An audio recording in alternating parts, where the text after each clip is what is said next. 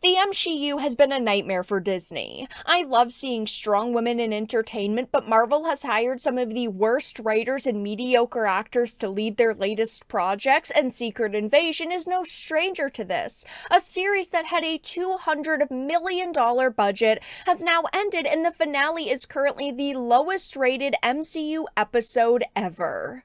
I have a few things to show off, but before we get into the topic, if you enjoy the content that I create, please make sure to subscribe to the channel and hit the notification bell.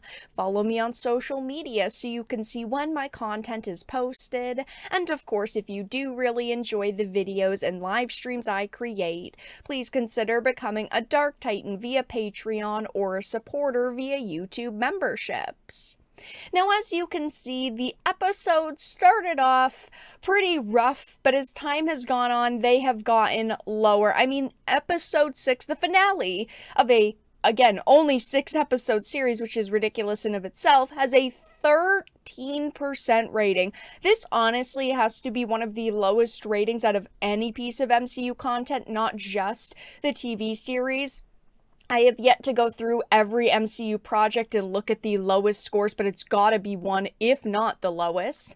But headed on over to this Bounding into Comics article, it says Secret Invasion continues MCU storytelling as Emilia Clarke's Gia becomes overpowered Super Skrull will solve problems that men created. Now, I love Emilia Clarke. I think that she did a fantastic job in, of course, Game of Thrones as Daenerys. I thought she did a very good job in that like romance comedy Me Before You a few years ago during the times of Game of Thrones, and she's an overall pretty good actress, but she definitely has a certain type of character that she signs up to play, specifically the girl power characters, the characters who do not need anyone else's help. Daenerys was definitely that way. It seems like her story in the MCU headed in that direction from the very beginning. She was a strong character, and now we know that, well, she was only here to solve the problems that men created.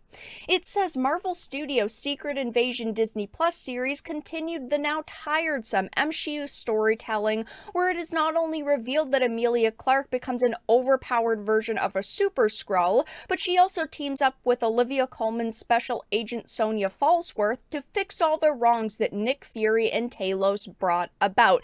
This is a series that I personally didn't even have a lot of hype for, even though it's got a lot of big name actors. Again, we see Nick Fury, we're seeing Emilia Clarke and Olivia Colman. We're seeing a pretty big cast of characters and actors combined, but it just wasn't really enough. I used to love the MCU. I would get excited for every single project that would release, but now times are different. Now I just know what to expect. I never really thought that they were moving away from the MCU, and this just proves it.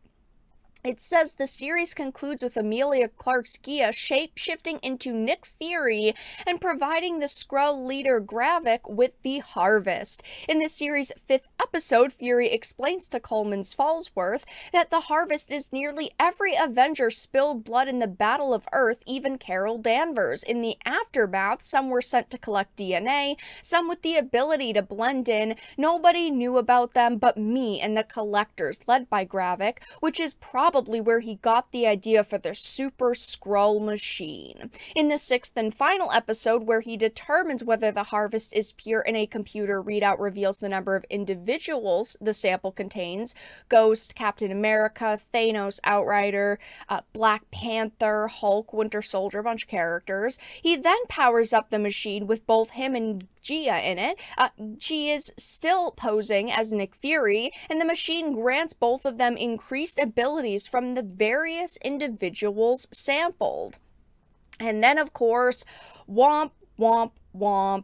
Here we have it. A fight ensues between the two of them using various abilities they have acquired, and in the end she defeats him by using Mantis's telepathic abilities and puts him to sleep, and then blasts a giant hole in his chest with Carol Danvers' light abilities. So basically she can do anything. They have established her as like the strongest character in the MCU, and I'm so sick of this happening because of course it used to be Thor, and then a few years back they changed it to Captain Marvel because of course we need a woman to be the strongest, and now it's this character.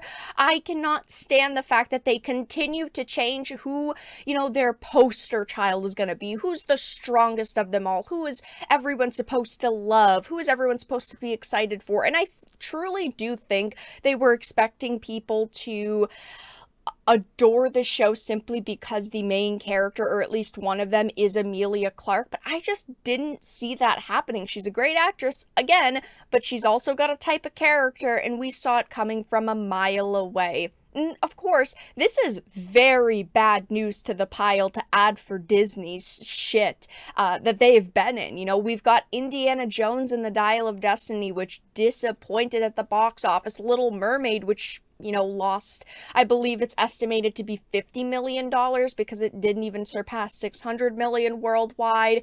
You've got this series, which was $200 million, and we have to now add this $200 million on top of the already billion that it's estimated they've lost in the past 12 months alone. We do not know the viewership numbers for this series, so it might inevitably be okay, but I doubt that this really sparked a massive amount of signups, and just judging by the fan reaction, I don't think this is a series that's going to keep people around. I don't think that this is what people wanted going into, the next movies and TV shows, but as you can see, episode 1 is a 52%, 2 is a 50, 3 is a 38, 4 is a 38, number 5 went back up to a 50, and episode 6 dropped all the way down to a 13%. I mean, the MCU is just in the toilet at this point. I am looking at this and I cannot figure out a way that they are going to save the MCU and this batch of characters.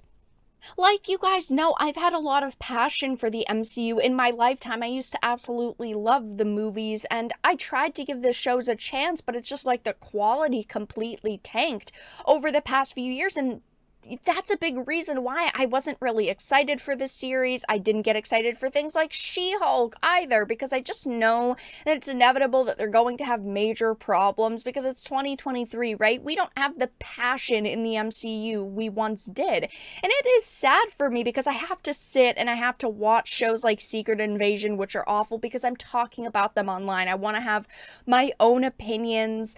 And yeah, my opinion is that this show does truly deserve a 13%. I just don't know why they keep pumping out content like this, thinking that it's going to bring older fans back, that it's going to, for some reason, spark up that feeling of nostalgia for people like me and probably people like you, because these shows are just not good. And of course, while the writing and some of the acting were major concerns and reasons why people inevitably did not like this series, another major problem that people had was the editing. The CGI felt very half-assed. The scenes themselves felt very slapped together. It just did not seem like it was edited properly. It was just very inconsistent at times, and now we know why, because the director appears to admit the series was cobbled together in the editing room even as they were releasing new episodes. Now, it sounds like a slew of issues here.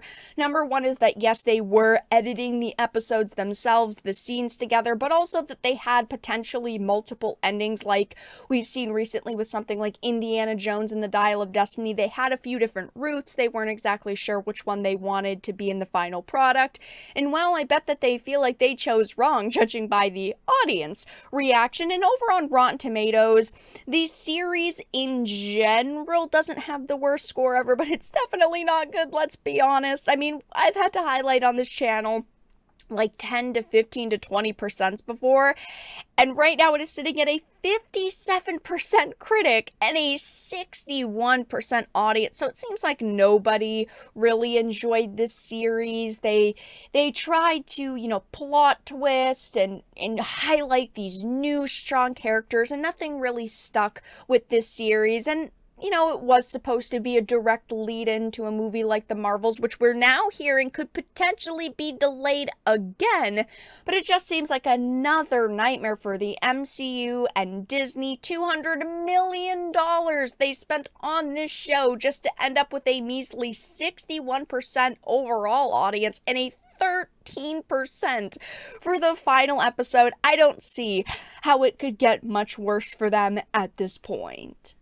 But that's all that I really had to discuss in this video. Let everyone know your thoughts in the comments below. If you enjoyed this, please make sure to give it a like, share it, and subscribe to the channel. And of course, if you didn't, give it a dislike. I appreciate your support either way, but I will talk to you all again in the next video really soon.